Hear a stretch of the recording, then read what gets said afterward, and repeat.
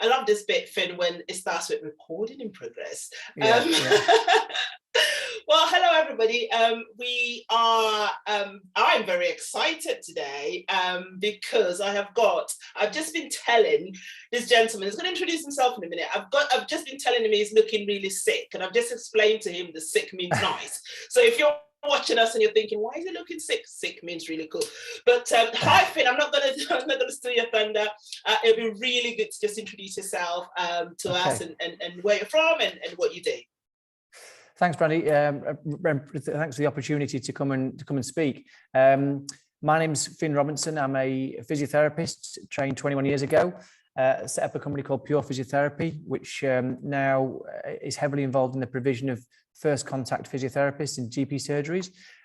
Been working with yourself at Peer Health for several years now, and very passionate about the quality we deliver, not just of what FCP delivers, but of what physiotherapy can do. And seeing quality being driven really across all physiotherapy, MSK work, involved in all sorts of things. Still very enthusiastic after 21 years of being a physio. 21 years. I'm not even going to go there, Phin. And I'll tell you what, actually, Brandie, this is interesting because today, I found it earlier on today, it is exactly 16 years ago today that I set up, incorporated Pure Physiotherapy. So that is, yeah, it's today. So today's the 16-year birthday of Pure Physio, which is, you're the first person I've told this to all day. Fantastic. Well, you heard it first here. Yeah, so there you go. On that note then, tell us a little bit about Pure Physio. What's the business model? And I'm trying to go away from acronyms. So we said FCP, so just so that everybody's watching can understand. Tell us a bit about Pure Physio, why, how you actually formed it, why you formed it, and what is FCP?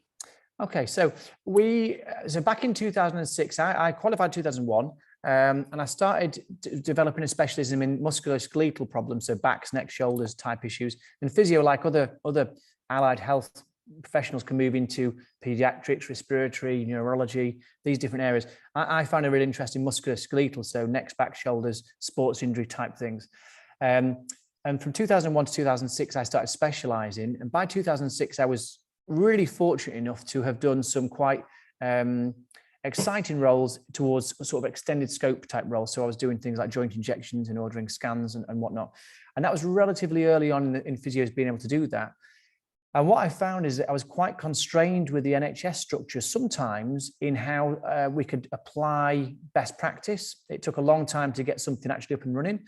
So we set up Pure Physiotherapy, myself and a colleague at the time. And we started doing a master's at the similar sort of time. So we started doing a postgraduate qualification. During that qualification, my colleague Nigel Tilley was headhunted by the European Golf Tour, and he still covers the European Golf Tour as a physio.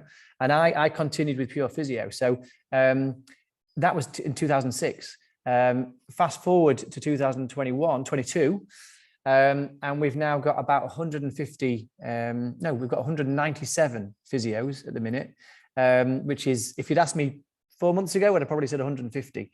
And we are growing rapidly, but we're growing. We don't say yes to everything. So we're looking for quality, which is what we set it up with. So we're looking, when I set it up, we wanted quality, we wanted the ability to be responsive. So to make decisions that made sense clinically, make them and then act on them quickly. So not wait 6 months or 12 months to sort of implement change.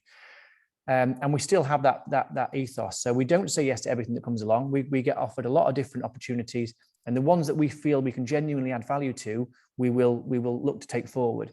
And the ones that we think probably are a bit too far for us to jump, we will honestly say no.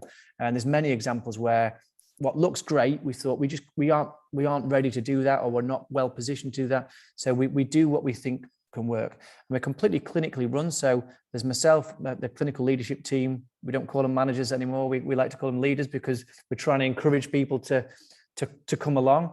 They're all clinicians as well. And we've got some fantastic people that come on to help us as well, sort of more organized minds operationally. But it's very exciting to be involved. And I had an interview this morning actually with a fantastic physio, and he asked me 2 questions at the end of the interview, which were surprising. He said, one of the questions was, what's the best and worst thing you've experienced as a physio during your time as a physio? And the other thing is, what does good or success look like to you, to me, for him. So what does he need to do to make me feel he's been successful?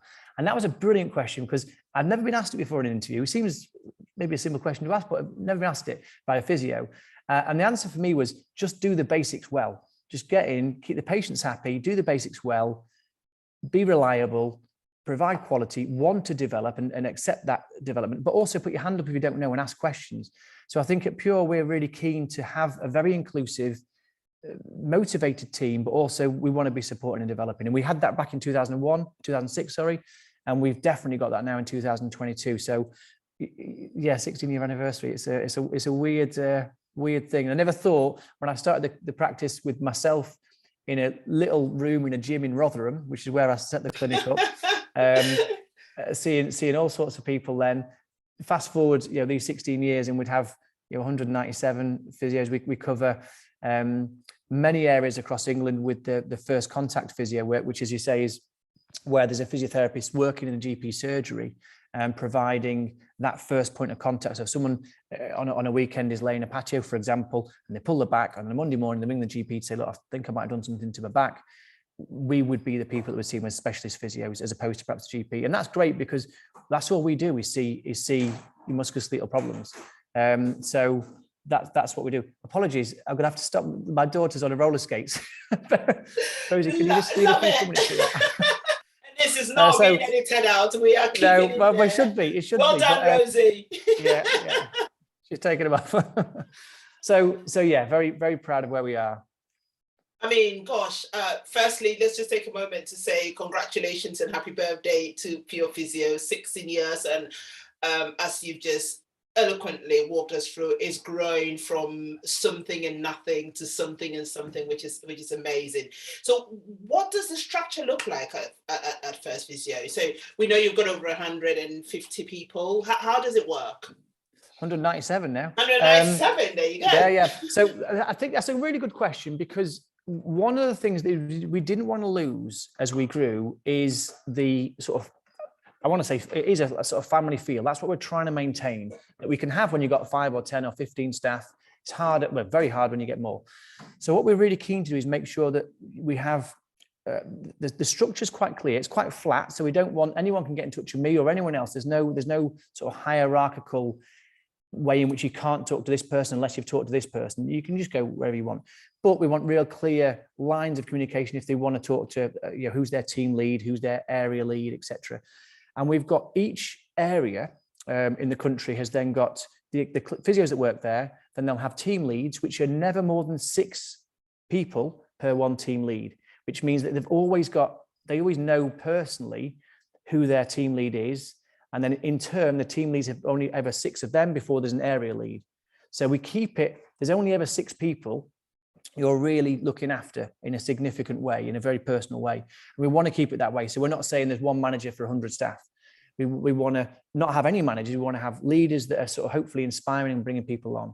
And we're fortunate to have great sort of HR support. We recently, well, I say recently, probably about 4 or 5 months ago now, got a specific sort of well-being and onboarding type role where not HR, but someone that I'll just give her a shout out, is Charlie Chopsy. She's done a great job. Hey, Charlie. and done a great job at sort of, she's super enthusiastic, and we're looking to build that well-being and engagement with our team. And we want to know the people that feel a little bit disenfranchised or a little bit isolated, because they're the ones that we want to give that support to bring them in. And that's what we've always tried to do. So the structure is really trying to maintain that family friendly culture, motivational culture, hopefully, by doing as much development as you can, but also by identifying people that might be struggling or might need a bit of a support, and helping to give them that support. So no one's feeling too isolated. And that, as we've grown, we've got about another 40 people that are due to come on before Christmas. So we've got, it's going to be huge. And so we don't want to lose what we've gained and worked hard to keep. And there's a cost to that to us financially, but we're happy to pay it because we want it. It's worth it to have that. That's awesome. I get exactly what you mean around actually growing while still, I describe it as not being too big to be small and not being too small to be big. It's so important, isn't it? And in terms of FCP itself, from the point of view of patients, if you're a patient, how does that benefit you? And we still have people that aren't quite keen on the whole FCP gig. What can you tell us that would encourage people that still want to see a GP, and also the benefits that FCP brings? Okay, brilliant. Thank you. Great questions. So, so FCP, first contact physiotherapy, is something I'm a complete convert, a huge fan of. We were really lucky at Pure to be given very early trials on trying first contact physiotherapists back in 2016. So there's currently this initiative, additional roles reimbursement scheme, which supports first contact physios in practice. But this is well before that. And the trial was set up for us to see in GP surgeries, could we improve the quality of the consultation that took place for that patient? Because all we do is see musculoskeletal problems. A GP has got a hard job. They've got cardiac problems, respiratory problems, musculoskeletal problems, pediatric problems, mental health problems, huge range of things they need to focus on. We are specialists just in musculoskeletal problems. So the benefit, I think, of having a first contact physiotherapist as the first person you call or see if you have a musculoskeletal problem, so backs, necks, shoulders, osteoarthritis, chronic pain, neck problems, a whole raft of different problems you may present with, why not see a specialist in that area rather than a generalist who will have good knowledge, but they aren't specialists in that specific area. You know, every physio's had minimum 3 years training undergraduate, and then for an FCP, typically an additional 5 years postgraduate training. So you're talking 8 years of just MSK. Now, GPs typically will have had some time within their medical training, but you're talking, if they've had more than a year or two, it'd be very unusual. So we're fortunate to have real specialism in just musculoskeletal, which means that patients that come in are getting an expert opinion on that musculoskeletal problem. If we feel, and this does happen, that actually when the person comes in, let's say with back pain, and we ask some questions, and it turns out that some of the answers they give make us think that this could be more a gastrointestinal problem, a stomach problem, then we can refer into our GP colleagues. So it's not like it's one or the other. We work as a team, and I think that's one of the lovely things about the roles that are working in primary care in GP surgeries now, is that they can inter-refer. So we can talk, we can knock on the GP's door, we can knock on the pharmacist's door, or we can send them messages, and we can work with that patient that comes in as a team rather than just as an individual on their own. So I think for patients that feel, well, I want to see a GP, I understand that. You know, you hear it, people saying, I want to see a GP, and that's what I want to see. If you were to say to that person, look, no problem, you can see a GP, or the pressures that GP are under, which everyone knows, means you're probably going to wait a while, that's understandable. You could probably see a musculoskeletal specialist within a day, within 2 days, within 3 days. And if they have any concerns, they can order scans, they can order X-rays, they can work with the GP to get prescriptions to the pharmacist. They can do everything that the GP should be able to do, specifically trained in that area. So for me, it's one of the real strengths of FCP is the specialism that we bring, musculoskeletal specialism to that element of consultation. And I think GPs may have a real interest in MSK, and some are absolutely interested in it, but others are more interested in all these other areas which they have to know about: cardiology, cancer care, etc. We're specialists in one area. We know when something's not our area, so we flag it appropriately to a GP, to other colleagues. So we call safety nets. So if someone rings up we see someone and they're saying things that make us feel that there's something else going on, if it doesn't make sense as musculoskeletal, we'll flag it. We won't sit on it. We'll make sure we're flagging the right people to review that case. So it's a win-win, in my opinion. People get in quick, they see a specialist in their area with the knowledge that if we can't help, we'll refer internally to people that can help. That's awesome. Yeah, that really makes sense. And I think if there's anyone watching who's a bit skeptical about that, you heard it from Phin. It's a win-win, really.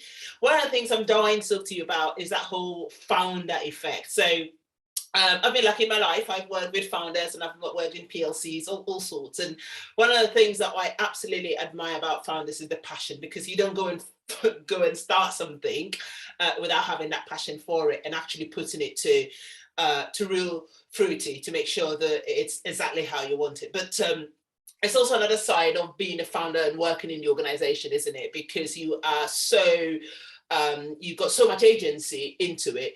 there's sometimes it's very difficult to actually step out of it and let things just happen. And we know when we allow things to happen, that's when we learn. How do you find that balance yourself, and how do you manage to stay really grounded as a founder working in the organization that you founded, which is growing? Well, yeah. So the one thing that I was really keen not to be is I've talked the word again a few times, a manager, a CEO or something else. You can have any title you want, but I wanted to be a physio first and foremost. So I still work clinically every week. I'll still see patients every week. And that's something that I promised myself early on that I would do. And I'm doing it every week and I love it. In fact, it's probably the most relaxing part of my week is actually seeing patients. I bet.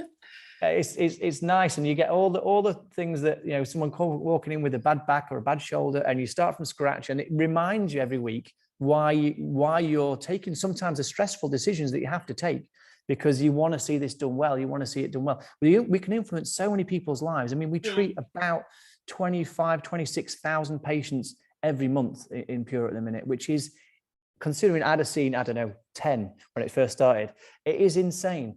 And so it's a real privilege to be able to help that many people. And I want everyone to feel that privilege of being able to help people. So seeing the patients is important. Stepping back and allowing people that are better than me at certain things, which there are an awful lot of people, an awful lot better at me at an awful lot of things, allowing that has been probably one of the things which has allowed the company to grow.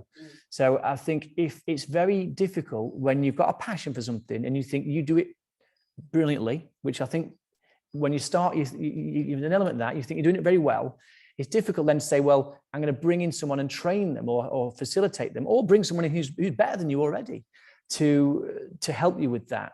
And it was probably my sister-in-law who said, I'll help you with some admin. This is years ago, probably 12, 13 years ago. And I thought, no, I'm on top of it. And she came in for a couple of weeks just to look at what I was doing. And it was a real shambles. And she said, look, Phin, this is a shambles. And she initially was quite resistant. And then I got a full-time administrator. Then we got a few more physios. And so once I realized that there's a real value in having a team you can trust, and they will get things wrong, but probably no more than I get things wrong. In fact, I'd say nowadays, a lot less than I get things wrong. So we've got a fantastic team of people now, and absolutely brilliant all over the UK. And that's allowed me to step back because I can have faith that they probably know better than me. I ultimately, I want to be in that treatment room still treating patients. But that passion is what helps me to drive the decisions for the business. But I certainly don't think I would never want to get to the point where I feel I'm too big to listen to people's opinions and recognize actually I get things wrong and they could be right and often are right. It's been a great learning curve and a great realization to recognize that often someone else has got valid opinions, often much better opinions or views or actions than I might have. Takes time to get to that, I think. It's just, yeah, and you know, as a founder, hats off to you, because it's quite something, isn't it? Creating something, living in it, breathing it, making sure that it sticks to the ethos that you want it to remain. So well done, you. I'm dying to know what actually keeps you awake as a founder, and because you've got all these physios working for you, you've got an organization that you've got to protect reputation of. What keeps you awake? Probably letting people down is a difficult one, and that's, you know, letting, if someone comes on board, let's take this chap today that we interviewed. Now I don't even know whether we're going to give him a job. It was really great. If he's listening, it was really great, and it was lovely and very, very well. But I don't know when got the job. We'll see. But when the other people interview, because I don't often interview loads of people. We interview. This is an interesting fact, fascinating. I found out recently from our recruitment team. We had 336 people apply for a job last month in Pure. We interviewed about 60 and we recruited 15. So we have got a very high standard. We interview an awful lot of people. So unfortunately, I'm not on a lot of the interviews, but I was on this one today, and the chap did brilliantly. But what worries me is, let's say he comes on board and he's bought what we're selling, which is all the things I've said, which is exactly what we are doing, which is the quality, the support, the opportunities. But we do want hard work, and we want to see that. And he was great with that, how he responded to that. My worry is 6 months down the line, he comes on board and he rings him and said, Phin, I don't feel supported. I don't feel this. I don't feel this. So that's what I class as letting someone down. I want to make sure what we're selling is what we are delivering. And whether that's to a customer, whether that's to an employee, that is what keeps me up at night, is making sure we are doing what we say we're going to do. And I do sleep well. So it's not like it keeps me up very often, but because I think we are, I think we are. I had a PCN this morning who'd done an independent piece of a primary care network, done an independent piece of work on their patients, asking for feedback on their FCP service. Now, I didn't know what was happening. I don't think any of us knew what was happening. And the feedback was brilliant this morning. And it was so lovely to get the email and say, oh, this is great. Yeah, I wasn't expecting. We haven't been supporting the PCN that long. And the feedback from patients was sort of 87% would recommend it to friends and family. And 93% would have seen a GP, but then they saw us. It saved all those slots that a GP would have had to see. So it's lovely to see. So that's sort of, I do think we deliver what we're trying to deliver and what we say we're delivering. But it does worry me. And I think it's a healthy thing. It is. To think, look, we can't be complacent. We've got to make sure we're innovating. We've got to make sure we're taking feedback, sometimes hard feedback, and acting on it. I think that's key. I absolutely agree. I think, our customers are our teams, aren't they? They're our first customers, and then the rest are our patients, our customers, our citizens, whatever industry that you're in. And like you said as well, you just want to make sure that everyone feels like you are delivering what you say you want to do. Yeah. Because people work for people at the end of the day, don't they? They do. That's a really good thing, actually. That's something my dad used to say, was that there is no such thing as business. It's people. It's people. Yeah. And that's something I fundamentally believe. You're dealing with people, and if you're dealing with people, then, and that's what we do in healthcare, particularly more than anything else. Perhaps we're dealing with people. So be human and be flawed, but be honest, and do what you can do to try and deliver what you're saying you're going to do. And it's a great point. Absolutely agree. And we at Pure, so we've got a perfect marriage between Pure and Pure, and we love you guys because you help us serve our patients much better. And you only went and won our Fit for Partnership award at the conference. It was awesome seeing you guys all rushing to the stage. It was. We loved it. And how did it actually feel for you guys? And the magic question is, are you going to be holding on to it? Because there's other departments that want it. It was so the ceremony, which was, when was it? Was it in February, March? It was, wasn't it? March. It was St. Patrick's Day, whatever day. It was. So we've got a fantastic team of physios in Pure in Weston-super-Mare, which we're really proud of. It's built up over time, and we've now got, well, must be pretty much 6 FCPs there and a regional lead looking after them. So you've got a very strong team. When we heard that there's a sort of an award ceremony, me and Tom Beadle, the operations director, so we definitely want to come down. So we drove across from Norfolk that day, and we knew we'd be up against it, because I thought, it's a big organisation. You're looking after 610,000 patients, thereabouts. It's over big. 100, So we thought, well, we'll see how we go. I knew the team was good. I knew they were really good, but we were up against pharmacy, mental health. There's some really strong teams. And during the course of the day, there was different seminars going on. And I was lucky enough we delivered 1 or 2 ourselves as Pure Physio, but we were also lucky enough to see some of the pharmacy one of the mental health ones. And I thought, we were tapping each other and saying, I don't know whether we're up against it here. I think we might be token members of this category.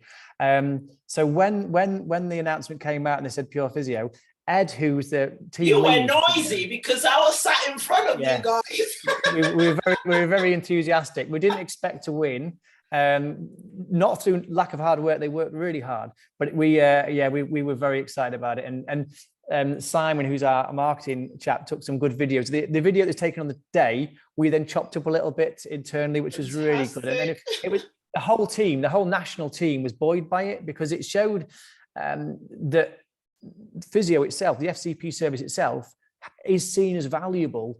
And sometimes I think everyone's probably guilty of not giving enough feedback to say, look, have good weeks, bad weeks, but overall this is fantastic. And I think it was a nice boost And I shouted about it quite a bit. And anyone that's on meetings with me since, probably for the next year or so, will probably hear me talking about it. So it was a real honour, and we loved it.